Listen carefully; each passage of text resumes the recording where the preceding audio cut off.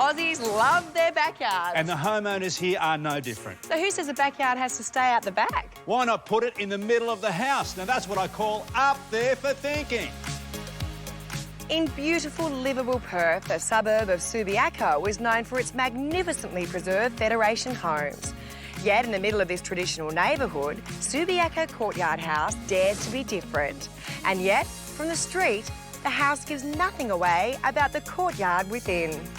I guess the challenge, Pete, when you're going to build a big, modern new home in such an established suburb is how do you respect the streetscape? Often the challenges, Joe, become the driving force behind the design. Look at the result with this brickwork, this gorgeous lattice pattern. That's the original brickwork, so instead of throwing them away, been reimagined in this new abstract patterning. So in effect, it's that nod to the heritage area and the original home, which becomes the threshold to a new 21st century design.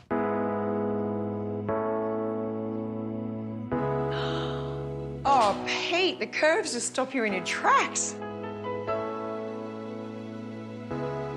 They've completely flipped the idea of a Federation house. Yeah. If you come into an old Federation home, you usually see a long hallway with little boxy rooms. Yeah, that are usually really dark. Here, by chopping the middle of the side out, it's like a massive skylight in the middle of your house where all the rooms get access to sun. The other bonus of that is that you can actually throw the rule book on traditional home design out. I mean, here they've decided to put all of the bedrooms and the bathrooms for those areas down one side of the oval and all the living spaces down the other side. Yeah, more formal sitting area at the front of the house, echoing the original plan. But the curve gives you this wonderful natural flow from space to space. A more casual sitting area linked by a double-sided fireplace into the dining and kitchen area.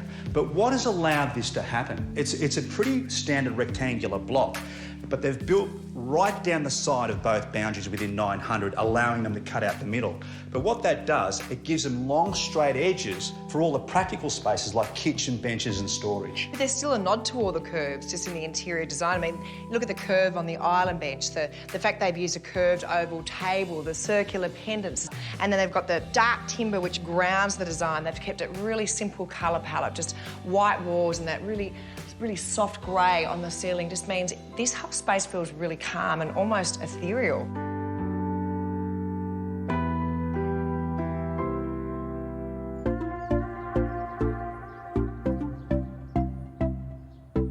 Put simply, it's just a series of simple pavilions that can be covered or shaded around this central oval courtyard.